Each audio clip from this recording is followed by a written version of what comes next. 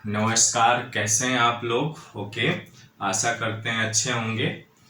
Okay, तो आज हम क्लास 12 केमिस्ट्री का लेक्चर नंबर 12 पढ़ने वाले हैं, जिसमें क्रिस्टल के बारे में सीखेंगे। यानी क्रिस्टल जालक क्या है और यूनिट सेल के बारे में, यानी क्रिस्टल जालक और एकक कोशिका के बारे में सीखेंगे हम। ओके, तो चलिए देर न करते हुए स्टार्ट करते हैं। और साथ में नोटबुक और पेन जरूर रखिएगा, क्योंकि साथ में लिखिएगा भी तो आसान हो जाएंगी चीजें। ठीक है।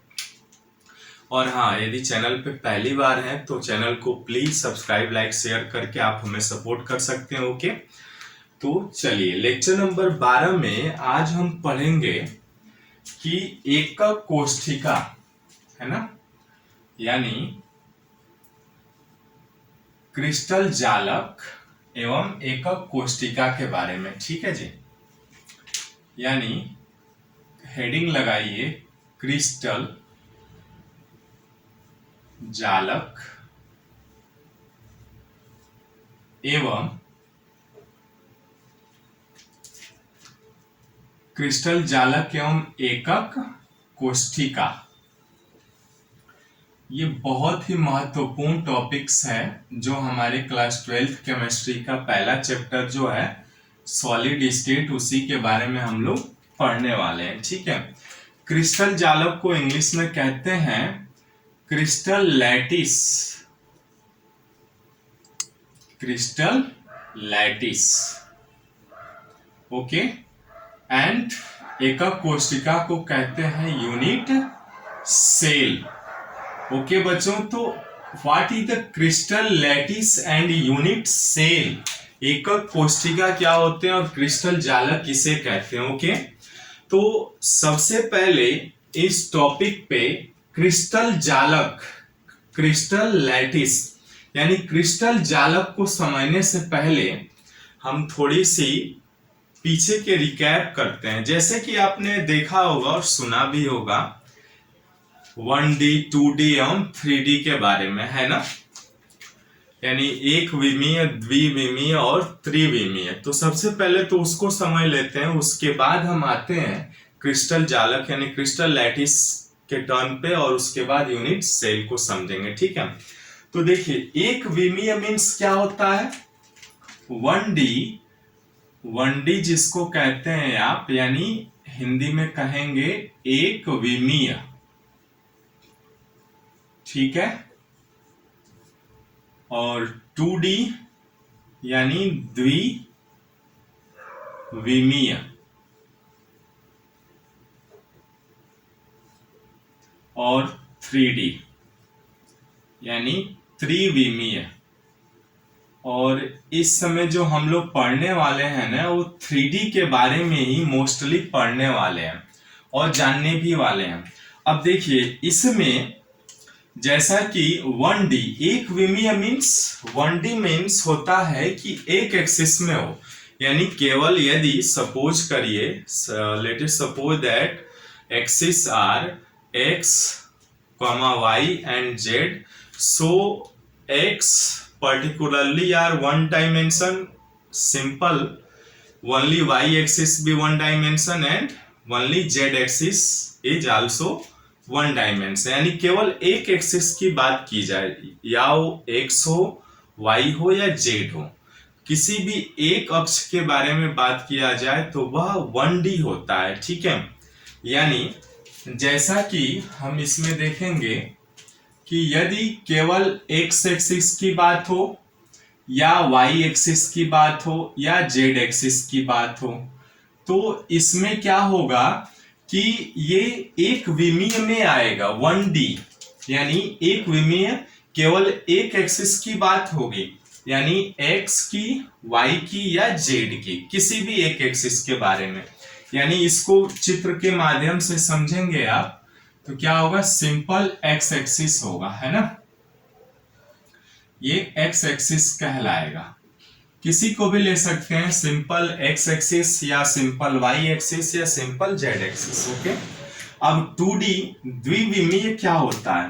द्विविमीय मीन्स यानी जिसमें x y दो x अक्ष हों, या वाई जेड या जेड एक्स, है ना, एक्सिस के बारे में बात किया जाए तो यानी जिसमें दो अक्ष हों, एक्स और वाई हो या वाई और जेड हो या जेड एवं एक्स हो, तो वे सभी क्या होंगे, द्विविमीय में होंगे यानी 2D में।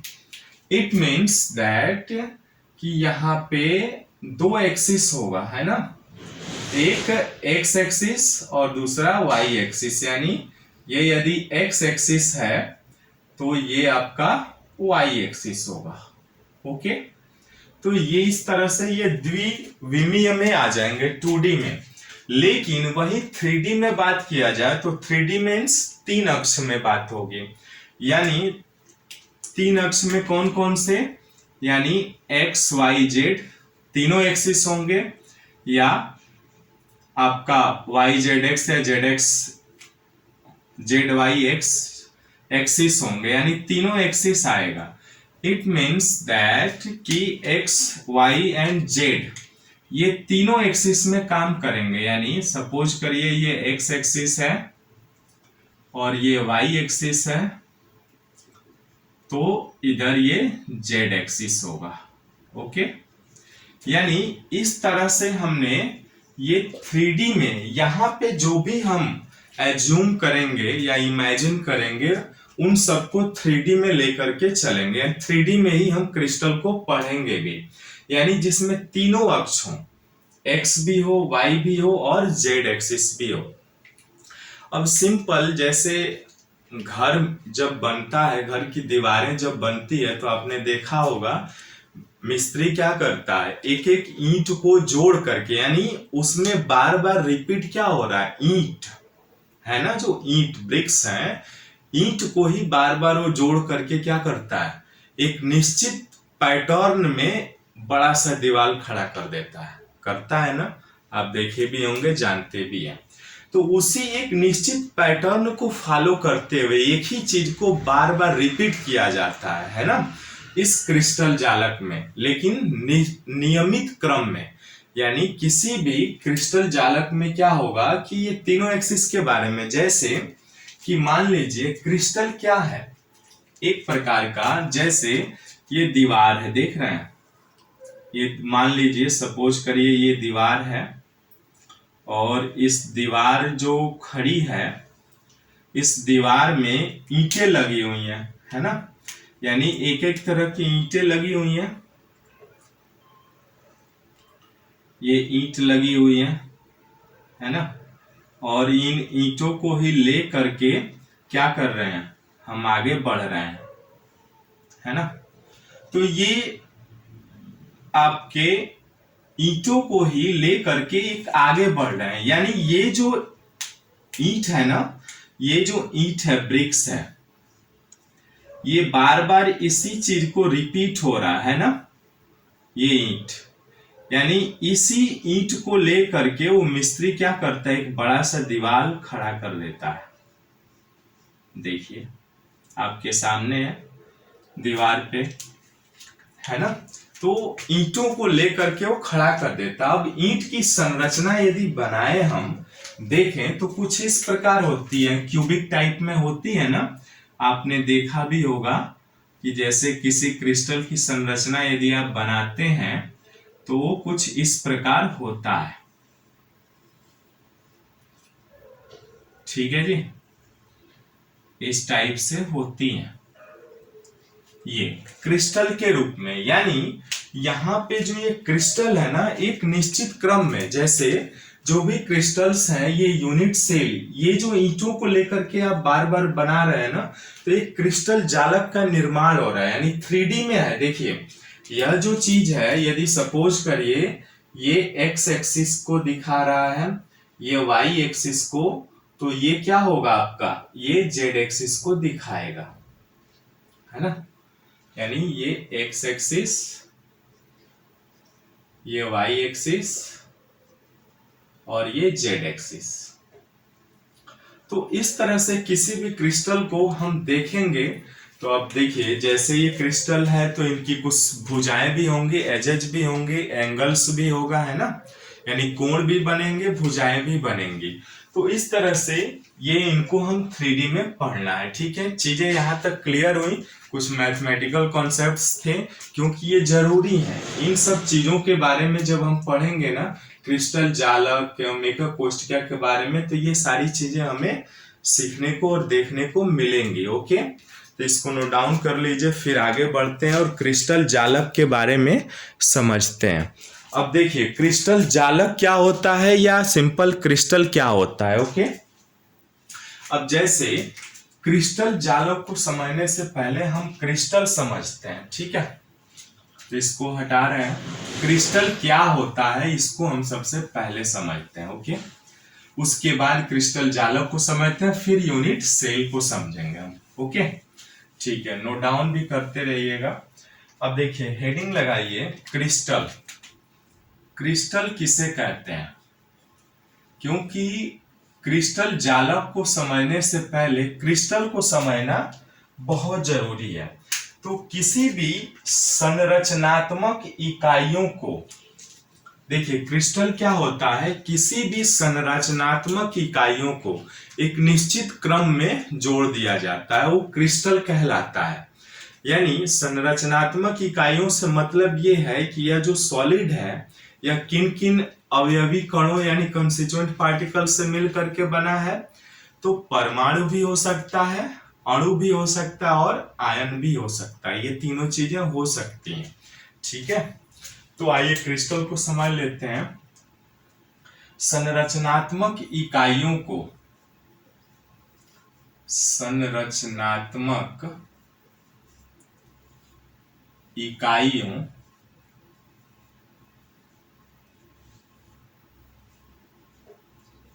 को, अब संरचनात्मक इकाइयां क्या होती हैं? देखिए, संरचनात्मक अभी देखा भी हमने, संरचनात्मक इकाइयां क्या हो जाएंगी? परमाणु भी हो सकता है, अणु भी हो सकता है या आयन भी हो सकता है। ठीक है जी, ये तीनों चीजें हो सकती हैं संरचनात्मक इकाइयां। यानी किसी भी, कोई भी यदि क्रिस्टल बन रहा है तो उसमें परमाणु से मिलकर के बना होगा या अणु से या आपके आयन से। तो संरचनात्मक इकाइयों को निश्चित व्यवस्था में, निश्चित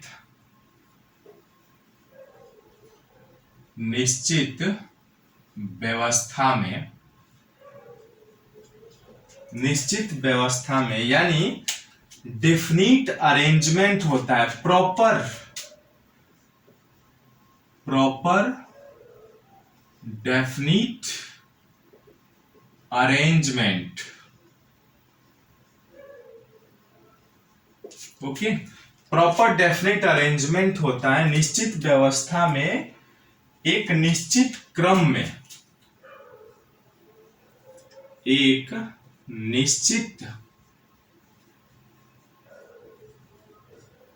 निश्चित क्रम में, यानी एक पैटर्न में, यानी डेफिनेट पैटर्न होना चाहिए, है ना, ऑर्डर्ड में, निश्चित पैटर्न या डेफिनेट ऑर्डर्ड में होना चाहिए। ठीक है, एक निश्चित क्रम में जुड़ने से बनता है, जुड़ने से बनता है। अब देखिए, ये जो भी क्रिस्टल जालक हैं, जैसे किसी भी एक क्रिस्टल का उदाहरण ले लेते हैं। यानी सपोज करिए इस तरह से ये क्रिस्टल बना हुआ है, तो इसके जो भी अणु या परमाणु होंगे, ये क्या होंगे? अणु भी हो सकते हैं, परमाणु भी हो सकते हैं और आयन भी हो सकते हैं। तो ये एक निश्चित क्रम में जुड़ने से बनते हैं, है ना। यानी यदि ये निश्चित क्रम में एक जुड़ने से बनेंगे, जैसे मान लीजिए इसको भी मिला दिया जाए, और भी बहुत सारी चीजें बन सकती हैं, या ऐसे भी बन सकता है, इसको भी इनके सेंटर्ड को मिला दें या इसके सेंटर्ड को मिला दें ऐसे, या इसको ऐसे मिला दिया जाए, इसको ऐसे मिला दिया जाए, इसको यहाँ पे सेंटर्ड कर दिया जाए, ठीक है, और इनको ऐसे मिला दिया जाए, ठीक है, इसको इसके सेंटर से ऐसे। तो देखिए बहुत सारे क्रिस्टल्स, यानी ये छोटे छोटे जो क्रिस्टल्स मिलकर के बनाए हैं ना, ये एक निश्चित क्रम में होते हैं, इनके परमाणु अणु, है ना, एक निश्चित क्रम में मिलेंगे ऑर्डर्ड पेयर्स में ऐसे ही। मतलब हम लोगों ने अभी पिछले प्रीवियस क्लासेज में देखा था कि जो भी अरेंजमेंट होता है इनका, वो एक निश्चित क्रम में होता है और निश्चित पैटर्न में होता है ना, यानी एक ऑर्डर्ड में होता है, ये व्यवस्थित होते हैं। देख रहे हैं ऐसे, क्योंकि हम क्रिस्टलिन सॉलिड्स पढ़ रहे हैं, तो क्रिस्टलिन सॉलिड्स ऐसे सॉलिड्स हैं जो व्यवस्थित होते हैं, एक निश्चित क्रम में होगा, है ना। देखिए ये एक निश्चित क्रम में होते हैं, इसीलिए व्यवस्थित लॉन्ग चेन में होते हैं ये, यानी एक लंबी। अब जैसे सपोज करिए इन्हीं के बीच में हम सपोज करिए यहाँ पे एक छोटा सा बिंदु मान ले रहे हैं, तो इसको हम क्या कहते हैं, जालक बिंदु। अब देखिए क्रिस्टल को तो हमने समझा, अब वही क्रिस्टल जालक बन गया, यानी एक बहुत बड़ा जाल बिंदुओं का, बहुत सारे बिंदुओं का, यानी अनंत बिंदुएं ले लें, बिंदुओं का एक समूह होता है जो कि एक निश्चित क्रम में और व्यवस्थित होते हैं, उन्हें ही हम क्रिस्टल जालक कहते हैं। अब सपोज करिए यहाँ पे जो ये फुटबॉल है, इसका सेंटर्ड पॉइंट यहाँ पे है, सपोज करते हैं, देखिए यहाँ पे। अब इस सेंटर्ड पॉइंट को हम केंद्र मान लें यदि, तो इस सेंटर्ड पॉइंट को केंद्र मानेंगे और यहां से एक एक्सिस ड्रॉ करते हैं, ठीक है। देखिए इस हिसाब से मैंने एक एक्सिस ड्रॉ किया, तो ये जो पॉइंट है ना, इसका सेंटर्ड पॉइंट होगा। तो अब देखिए इनके जो भी व्यवस्थित अणु होंगे ना, ये एक क्रिस्टल जालक अनंत बिंदुओं से मिल करके बने होते हैं, इसीलिए इनको क्रिस्टल जालक कहते हैं। और इस बिंदु को हम कहते हैं जालक बिंदु, ठीक है, यानी उसका सेंटर्ड पॉइंट होता है। ओके, तो हमने समझा कि जो भी संरचनात्मक इकाइयां हैं वो एक निश्चित व्यवस्था में, यानी डेफिनिट अरेंजमेंट होता है, एक निश्चित क्रम में, यानी डेफिनिट पैटर्न या ऑर्डर्स में होते हैं, इसीलिए इन्हें क्रिस्टल कहते हैं। अब इसी से बना है क्रिस्टल जालक, ठीक है। तो यहां पे हेडिंग लिख लीजिएगा क्रिस्टल लैटिस। अब इसी से बना है, यानी क्रिस्टल जालक। क्रिस्टल जालक क्या होते हैं, देखिए 3D में या त्रिविम में, अभी हमने त्रिविम की बात किया था ना, 3D की बात किए थे, इसीलिए किए थे क्योंकि यहाँ पे त्रिविम आएंगे, बहुत सारी चीजें आएंगी बार बार। तो त्रिविम में अनंत बिंदुओं, त्रिविम में अनंत बिंदुओं, अब अनंत बिंदुओं देखिए परमाणु भी हो सकता है, अणु भी हो सकता है और आयन भी हो सकता है ना, लिख लीजिएगा, शॉर्टकट में मैंने लिख दिया। 3D में अनंत बिंदु देख रहे हैं, बहुत सारे बिंदु होंगे, तो बहुत सारे बिंदुओं का एक समूह होता है। अनंत बिंदुओं की नियमित व्यवस्था को, अनंत बिंदुओं की नियमित व्यवस्था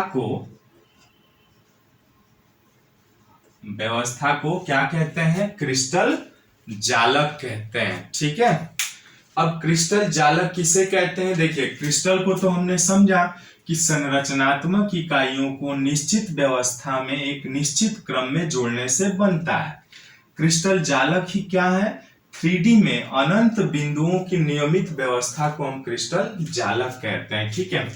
अब देखिए कुछ इनके पॉइंट्स हैं, वो लिख लेते हैं, ठीक है। पॉइंट्स जो है वो लिख लीजिएगा नोट्स करके, नोट्स नंबर 1, ठीक है। अब नोट्स 1 में क्या कह रहा है कि त्रिविम जालक का प्रत्येक बिंदु, यहां नोट्स करके लिख लीजिएगा, ठीक है। पहला है त्रिविम जालक का प्रत्येक बिंदु, त्रिविम जालक का प्रत्येक बिंदु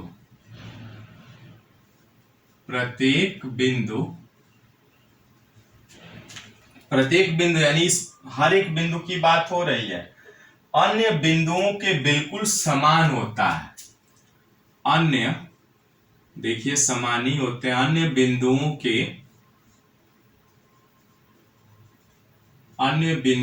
के बिल्कुल समान होता है। ठीक है जी, समान होता है। ठीक है, यानी ये सभी क्या है, देख रहे हैं, ये समान ही है एक दूसरे को, ये एक समान होते हैं बिंदु। ठीक है, ओके। दूसरा नोट्स में लिख लीजिएगा, दूसरा पॉइंट है, त्रिविम जालक का प्रत्येक बिंदु, त्रिविम जालक का प्रत्येक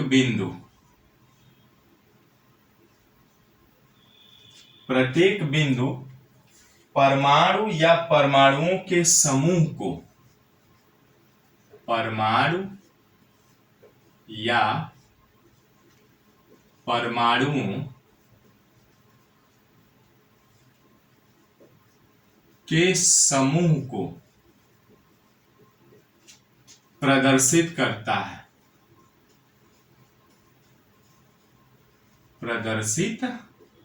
है, ठीक है।